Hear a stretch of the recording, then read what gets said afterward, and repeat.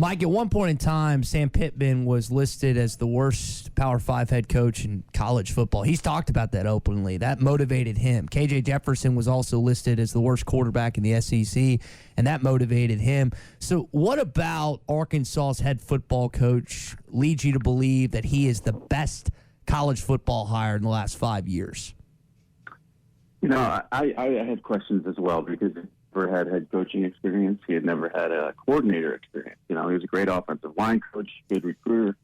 But to take over the job at Arkansas, the mess that was left, and then to get that schedule, the All-SEC schedule in 2020.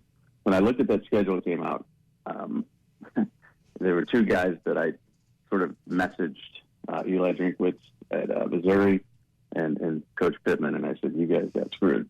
Because he had Georgia cross, he had Florida cross, and, most of the teams that they were playing that season were not only ranked, but ranked in the top 15. So 3-7 looked like a great record, but they were competitive in each game. That could have been a disaster 0-10 season. And then to follow that up with 9 wins is just amazing. So you can say Ryan Day all you want. I like Ryan Day, but it's not apples and oranges. It's a completely different situation. And Mike, kind of to go off that, I know that Chad Morris did not do much good on the field, but he did have 2 solid recruiting classes they brought in, and Sam has upped that. It's crazy to think that Arkansas has the number 1 recruiting class right now in all of the SEC and the top 7 in college football. What about Arkansas right now do you think is enticing to guys, not only in-state, but out-of-state as well? Well, it's the approach. I mean, this is, if you want to look at this in a similar manner to a program that's won national championships, it would be Clemson to me. There's a family approach about it. When you meet the coaches, when you meet Coach Pittman, and, I don't have firsthand experience of this, but I've talked to a lot of kids and families who have. There's a family feeling, and there's a feeling of, you're one of us, you're one of our guys. And I think that really, people are looking for something different these days. We knew offensive linemen were going to gravitate towards him. He's always recruited them well. But it's the quarterbacks, it's the skill position guys, defensive linemen. Coach Odom does a tremendous job there as well on the defensive side. And in the portal. So it's an attractive place because he won 9 games in the hardest division in, all of college football. But also that family approach and that feel is really what players and kids rave about. Yeah. Mike, how much of this is about entry point? You commented on the mess that he took over. It was about as bad as it gets in Power 5 college football. So, I mean, we've all had different jobs and moved into new positions and taken over new situations in our careers at times. And, a lot of it's about entry point. When you take over and things are bad, it's hard to make it worse sometimes. And I think Sam found a situation where the entry point was right for him to kind of get the results you're talking about. How much did entry point factor into to your evaluation of this opinion? Well, I'll take devil's advocate on that as well. You head into an entry point like this, and you could be on the hot seat in a year. If they had gone 0-10 the first year, which they easily could have done, if they had not been competitive, Alabama waxed them. Florida outlasted them. But they had some games there that they should have won and probably, deserved to win and got robbed of winning. But you follow a 3-7 with, 3-9, you're on the hot seat.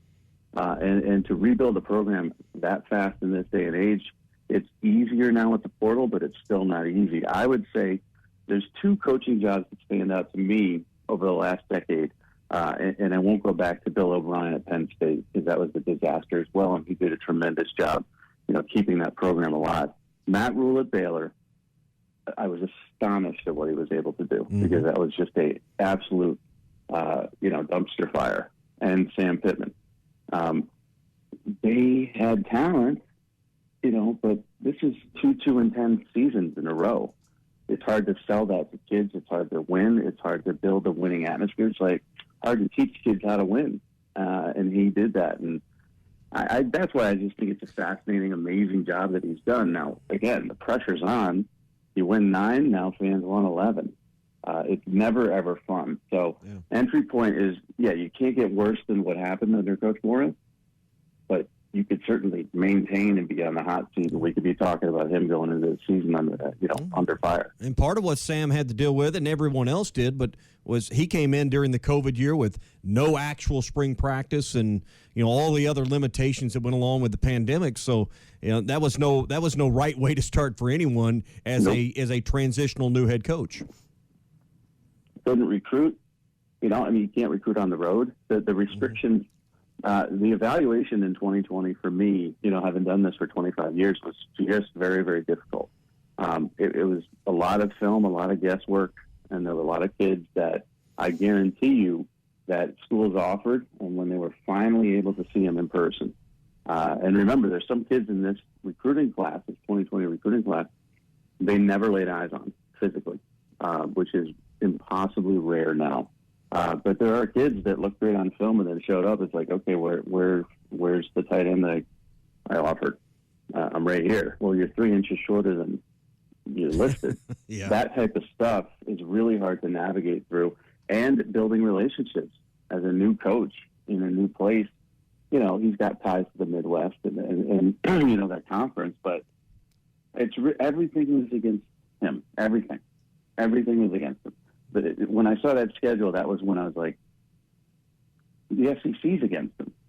You don't put Georgia and Florida on a schedule. And I don't remember if they were both on the road. I know one was. Wow. I was like, come on, that's just mean. So, he persevered and never, ever, ever wavers on a positive attitude. And that's, I don't know how you live that way. I don't live that way.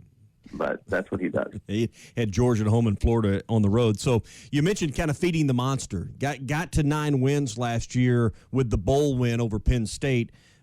What is the acceptable number from an outsider's perspective, someone not in Arkansas? What has to happen this year to validate last year and to kind of keep the train down the right track here for Sam Pittman and this program? I think it's 9. I do. The West. Alabama's absolutely loaded. Ole Miss is dangerous. Texas A&M is good. Mississippi State is dangerous. LSU's a little bit down. Auburn's down. So, there's an opportunity here, to win 9 again. But if anybody's expecting them to win the SEC West, I know that, and I say the word expect. Okay, we all have hopes. Everybody has hopes. I hope to wake up tomorrow and I'm a billionaire. It's not going to happen. They're not going to beat Alabama. I mean, that's just, I'm not saying in the game. I'm saying for them to beat Alabama in the SEC West and win that title, very, very, very difficult. But 9 wins in that division again, I mean, give the man an extension, a lifetime contract, whatever you want to do. Mike Farrell with us, MikeFarrellSports.com, talking a little Arkansas national recruiting. Mike, I think a lot of people want to know about Malachi Singleton, and you kind of not only covered him in depth at the Elite 11, but a lot of guys down there. A little undersized out of Georgia. I think Kennesaw, if I remember that right. But what can you tell us about the incoming commit that expects to take over alongside Malik Hornsby when KJ Jefferson departs? Yeah, he's I don't worry about height anymore because the game is spread out a lot more than it used to be, and maybe not at Arkansas. Obviously, they have a little bit of more of a traditional pro approach to offense, but arm angles are different these days. Throwing lanes you can find, the Baker Mayfields and Kyler Murrays of the world win Heisman, and they're not tall. Aaron Rodgers has had tremendous success. I worry more about pocket presence. He's really good at throwing on the run. And he's very, very comfortable improvising. He's a good runner. He's a physical runner. I mean, if you watch him on film, 220 pounds, he'll lower his shoulder and knock you. Just needs to work on presence progressions, as most quarterbacks do. But I came away impressed with the film I saw. Now, the Elite 11 is, it's a lot of routes on air. It's a lot of, it's hard to evaluate. So I don't go crazy about that. Mm-hmm. But what I did see, I liked. And there's a little bit of KJ Jefferson in his game. and what they want at Arkansas is don't make a lot of mistakes. Let's be more physical than you. Let's wear you down. And then let's, go over the top. And that's kind of his game. So I think he's a really, really good fit for what they want to do there. And the program's going to be a good hands down the line. Mike, I know that the big kind of talking point for Kendall Briles this year is he's never had a returning starting quarterback. He has one this year in KJ Jefferson. What kind of dynamic is that overplayed, or is that actually something that defensive coordinators need to be worried about in the Southeastern Conference this year?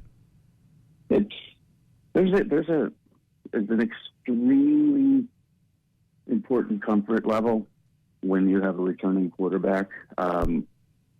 Now with the portal, it's more different than ever. I mean, if you look at programs, South Carolina and LSU and Auburn and on, a lot of these programs are going to be starting transfers.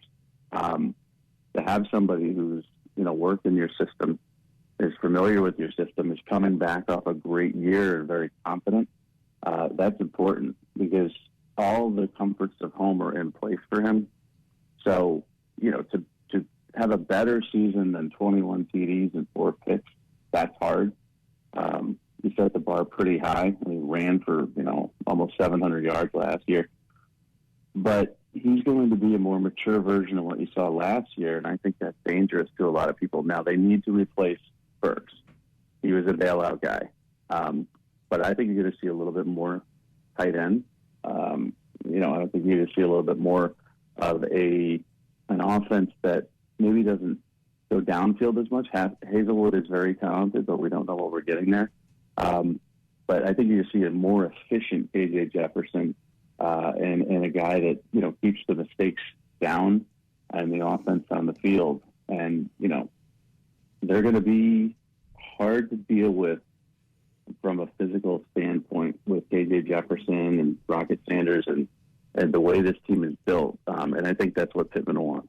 Sam Pittman's done a great job of staff retention, and particularly with the coordinators keeping both Kendall Briles and Barry Odom. I think one of the only programs to do that for 3 years in a row. How much longer can he stave off other schools? How much longer till Odom or Briles or both get head coaching offers at a level that they're looking at? Well, here's the other problem, too, is that college football has become so unmanageable for everybody with NIL, with the portal. I mean, they have to figure out a way to get a calendar in place and get some guardrails on NIL to make this more comfortable for coaches. I'm not worried as much about head coaching jobs in college. I'm worried about those NFL jobs. You don't have to deal with any of that. They're professionals. Yes, they're getting paid, but all of that is handled elsewhere. So for coaches, they don't have to answer the questions, from an NFL football player is, what TV commercial are you going to get me? That's really become a problem. So, I'm not worried as much for those two guys as, head football coaches at a level. I think they're both very comfortable in what they do, and I don't think they would drop down very, very low to be a head football coach. But I do worry about the NFL coming in and snagging them, especially on the defensive side of the ball, because Odom's so good. College football needs to be fixed from that standpoint because the coaches are working 365 days a year, 20 hours a day, and they're handling things that they shouldn't have to handle. And that's my concern for not just Arkansas, but a lot of coaches. It's just the portal itself, having that timing with the early signing period, all these changes that have occurred have made it really kind of hard to manage a roster and made a lot of things about, the fun of recruiting less fun.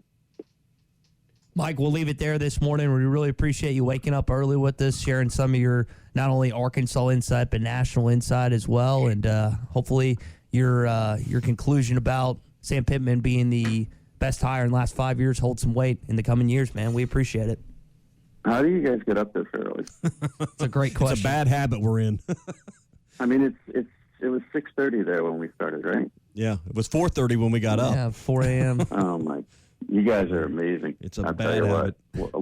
I appreciate you. Thanks a lot. I think smoking would be better for us, Mike. Thanks for your time this morning. Not sure what bad habits we could create would be better than Plenty this one. of them, yeah. Plenty Partners of at them. BetOnline continue to be the #1 source for all your betting needs and sports info. Find all the latest odds, news, and sports developments, including this year's Wimbledon Finals, Major League Baseball, the latest fighting news, and even next season's early NFL futures. Head to the website or use your mobile device to sign up today to receive your 50% welcome bonus on your first deposit. Just use our promo code BLEAV. That's BLEAV to get the bonus and get into the action. Bet online, where the game starts.